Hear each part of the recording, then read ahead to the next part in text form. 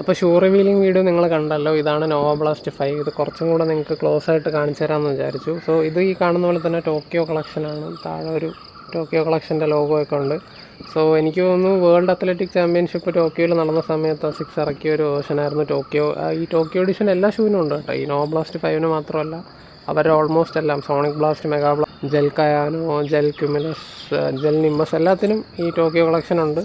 ഈ കളർവേ അസിക്സിൻ്റെ വെബ്സൈറ്റിൽ ഇപ്പോഴും അവൈലബിൾ ആണ്. എത്ര നാൾ കാണുമെന്ന് എനിക്കറിയില്ല.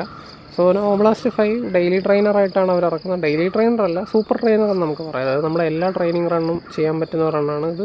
ഭയങ്കര ലൈറ്റ് വെയിറ്റ് ആണ്, അതുകൊണ്ട് നമുക്ക് റേസിലൊക്കെ സുഖമായിട്ട് ഓടാം. ഇപ്പോൾ തന്നെ എനിക്ക് എൻ്റെ കയ്യിലുള്ള ഏറ്റവും ലൈറ്റസ്റ്റ് ഷൂ ആണിത്. ഡീവിയർ നൈട്രോ 3-നേക്കാളും അത് കാർബൺ ലൈറ്റ് വരുന്നതാണ്, പക്ഷേ അതിനേക്കാളും വെയിറ്റ് കുറവാണിത്. ഇതിൻ്റെ വെയിറ്റ് ഞാൻ നോക്കിയില്ല, പക്ഷേ എന്നാലും എനിക്കൊന്ന് ഏറ്റവും ലൈറ്റായിട്ടുള്ള ഷൂ ആണ്. അപ്പോൾ ഇത് കാലിട്ട് നോക്കിയപ്പോൾ ഫസ്റ്റ് ഇമ്പ്രഷൻ വെച്ച് പറയാനാണെങ്കിൽ നമുക്ക് കാലിലൊരു ഷൂ കിടക്കുന്ന ഫീലേ എനിക്ക് തോന്നിയില്ല.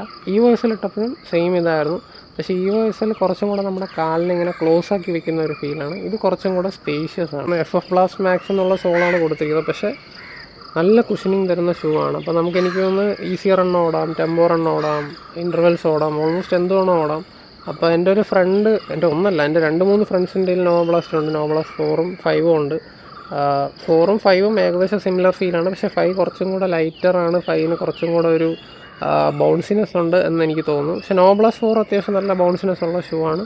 പക്ഷേ എനിക്ക് തോന്നിയ ഒരു ഡിഫറൻസ് എന്ന് പറഞ്ഞാൽ നോവ ബ്ലാസ്റ്റ് 4ൻ്റെ ഈ ഭാഗത്ത്, അതായത് ടോ ബോക്സിൻ്റെ പുറത്തുള്ള മെഷ് നോക്കുവാണെങ്കിൽ കുറച്ചും കൂടെ ഹാർഡാണെന്ന് തോന്നുന്നത്.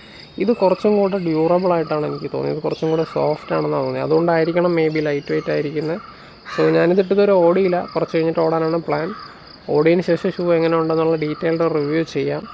അപ്പോൾ ഈ കളറ് വേണം എന്നുള്ളവർ ടോക്കിയോ കളക്ഷൻ സെർച്ച് ചെയ്താൽ മതി. ഇനി ടോക്കിയോ കളക്ഷൻ സെർച്ച് ചെയ്തിട്ട് കിട്ടിയില്ല എന്നുണ്ടെങ്കിൽ ബ്ലൂ ഫെയ്ഡ് ഈഡോ പർപ്പിൾ എന്ന് പറഞ്ഞ കളർവേയാണിത്. സോ അത് സെർച്ച് ചെയ്താൽ മതി. ഇത് മെൻസിൻ്റെയും വുമൻസിൻ്റെയും ഡിഫറെൻ്റ് ആണ്.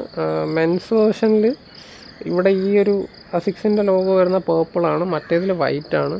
കളർ ഓൾമോസ്റ്റ് സിമിലർ ആണ്. ഇത് കണ്ടാൽ വൈറ്റ് പോലെ ഇരിക്കുന്ന ഒരു പേർപ്പിളാണ്. ഇതിൽ ഹൈലൈറ്റായിട്ട് എനിക്ക് തോന്നി ഇതാണ് ഈ ഒരു സ്പ്രേ പെയിൻറ്റിൻ്റെ എഫക്റ്റ്. എനിക്ക് ഏറ്റവും ഇഷ്ടപ്പെട്ട ഈ സ്പ്രേ പെയിൻറ്റിൻ്റെ എഫക്റ്റും അടിയിൽ വരുന്ന കോൺട്രാസ്റ്റുമാണ് ആ ഗ്രിപ്പിൻ്റെ. പിന്നെ നോവ ബ്ലാസ്റ്റ് 5ൻ്റെ ഗ്രിപ്പ് വളരെ ഡിഫറെൻ്റ് ആണ്. കണ്ടല്ലോ, അത് ഈ ഒരു ഡിസൈനായിരുന്നു ഹൈലൈറ്റ് അവർ ഇറങ്ങിയ സമയത്ത്. ഇപ്പോൾ ഇതിൻ്റെ തന്നെ നോവ ബ്ലാസ്റ്റ് 5ൻ്റെ നോർമൽ വേർഷനും ഉണ്ട്, TR എന്ന് പറഞ്ഞ വേറെ വേർഷനുണ്ട്. അതിന് 2-3 കളറേ ഉള്ളൂ, പക്ഷെ അതും കുറച്ച് വെറൈറ്റി ആയിട്ടുള്ള കളറാണ്. ഇനി വേറെ ഉണ്ടെന്നുണ്ട്. TR ഡിഫറൻസ് എന്ന് പറഞ്ഞാൽ അപ്പർ മെഷ് കുറച്ചും കൂടെ ഹാർഡാണ്.